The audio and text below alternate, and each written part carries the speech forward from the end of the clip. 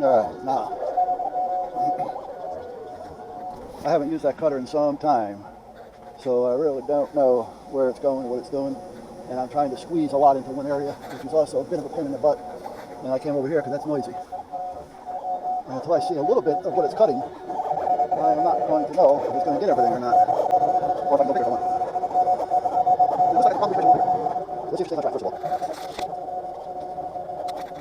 And I'll see if I can bolt through. The trouble is here, we're against this pretty right down here. That's what it is. So, being on your bolt, I'm going to use a lot of wheels and go harder, and it'll make it, well, slick sometimes. It'll make it so it goes up. And it starts to break. Now, by the time you're picking and cutting all that, you can straighten out. Well, the crooked is may be. As long as it's a little thick, it doesn't cut off. Fine. So we'll see what happens here. Yeah, I got it. See the problem. Yeah, okay. If you can't hang through it, sometimes that happens. On the big one, they use a basket, remember. So everything back into the basket. Right? So line that hole, so to speak. That's how you got to work again. It's just a matter of finding the right rubber and getting it hooked up.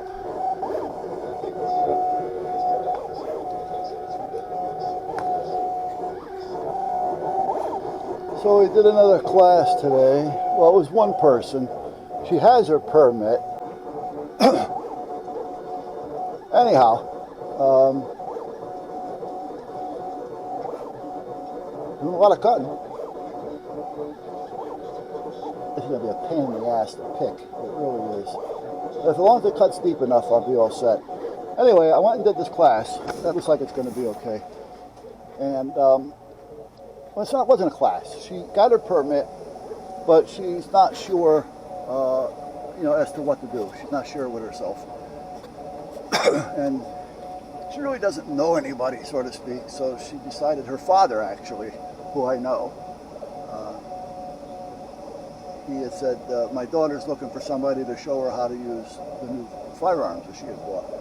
She's never fired them before, and she doesn't really know anything about them, so I said, not a problem. So she's giving me $50 an hour, and she's her ammo, her firearms. It's just basically my time. But the thing is, who taught her? I don't know how I really don't know.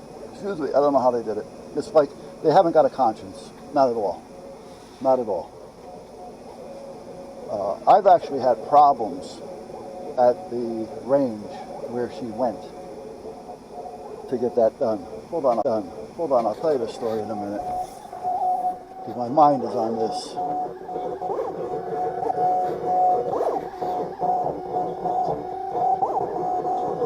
Looks like we're almost done. We're just finishing off with the rest of the rules. The rules, I say. The rules. And then we'll go on the other side and figure out what we have or what we don't have.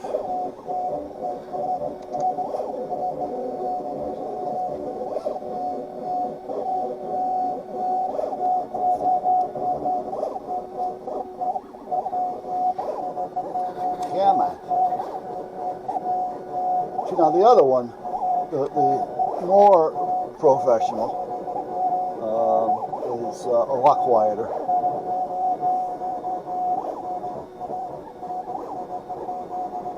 We should be almost done.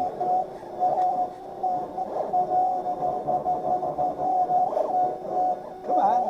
It should go zip, zip a few times, zoop, zoop, and be done. Okay. How long has it been? I started it a little bit beforehand, but it looks to be like a minute, 30 seconds. Seems like it's been longer than that. I wonder if it went into the second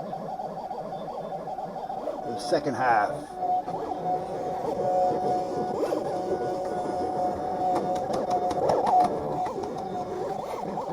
don't want to have it screw up now.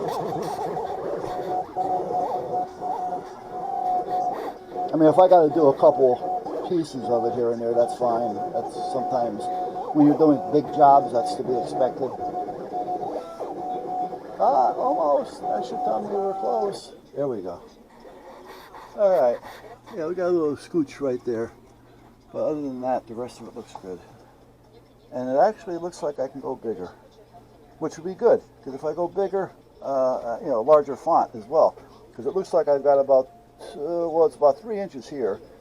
And, but I got to measure there. And that's what's going to tell me. So, Hold on a minute, guys.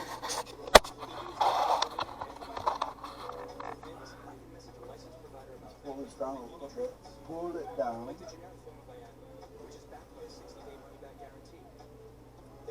Come on. Come on. There we go.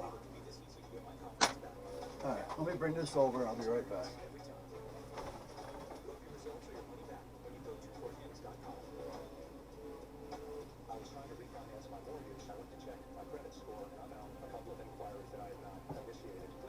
Alright, now I'll tell you the story about a man named Brady. Now, who's this? Name unavailable. Well, guess what? So am I. 531.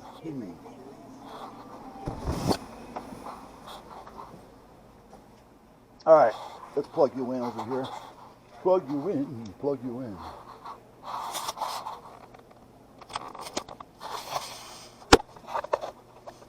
All right, now let's see if we have a lineup. Are we lined up?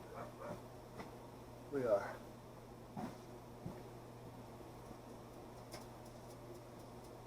Okay.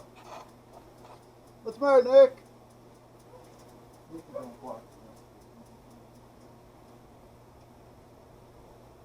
Is that Nicky? Is he all right?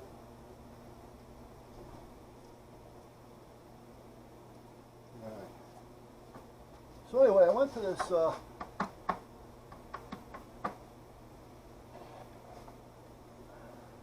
quite a few years ago, actually. I went to a range, an outdoor range, and I went there because there was an older woman. It was probably, I would say, mid to late 50s, maybe older. The only reason why I say that is I wouldn't say it in front of her, but she looked older than what she was, so she was hard to read.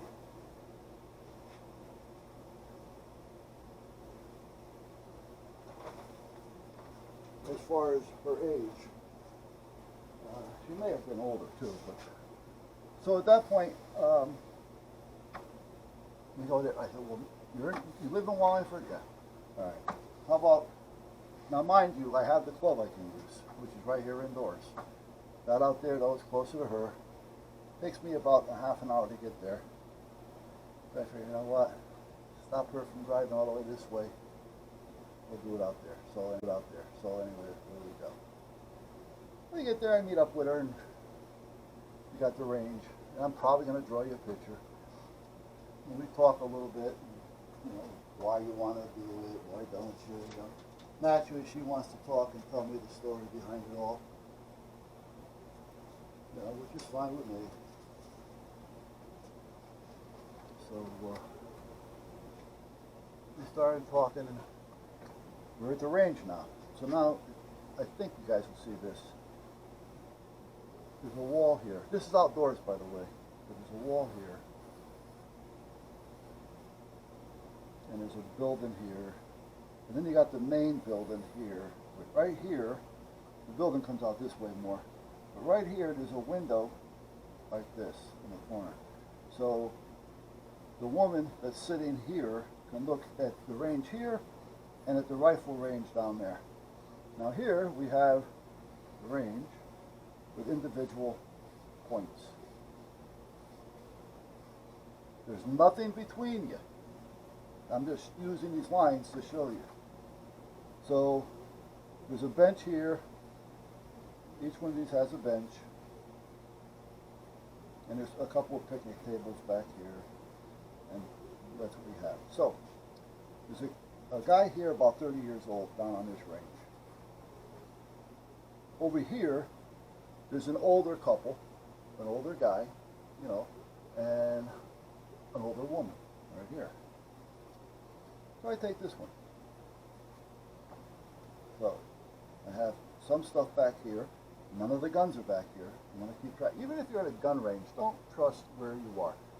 And if the guns aren't in front of you, you don't want your back turned to your guns. That's all there is to it.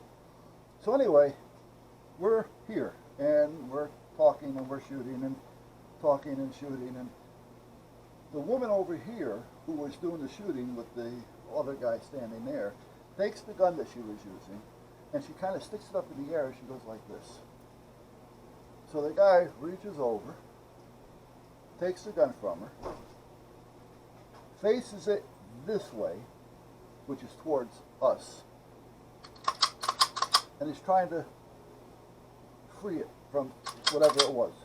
It was jamming there. Meanwhile, he's trying to free it. I see this, and I say, "Whoa, pal!" You know, and I said it loud because everybody's wearing earmuffs. And he hears me. And I said, "Whoa, watch what you're doing." And he looks like, "What am I talking about?" And then he goes, "Oh, I'm sorry." So I said, "Well, I appreciate it, but, you know, sorry is not going to help my wife if I'm 6 feet under." I said, "So, hello." Not even 5-10 minutes later, again, me and time, I see her do this again, because I watch everybody when I'm on the range. You just can't be in a tunnel with your alone. You gotta pay attention. And he takes it again, and he's doing this again with me here. You know, so at that point, I decided, well, there's no magazine in this, by the way. I'm going up to the window here and see if because she's also the so-called in charge of the range, so she's supposed to be watching everybody. And there's a register there. That's where you pay. And the door to get in this building is right here. So anyway, I go in, I go up to her, and she's on the phone talking about meatloaf or egg salad. I don't know what she's talking, something about dinner or something. And she turns around, "Oh, can I help you?" While she's still on the phone. I go, "Yeah." I says, "There's a couple down there, and that gentleman down there does not know anything about the range rules because he keeps pointing the gun to the side, which is facing my student and myself, and he's doing this." "Oh, well, I'll call him up here and have a talk with him." Okay.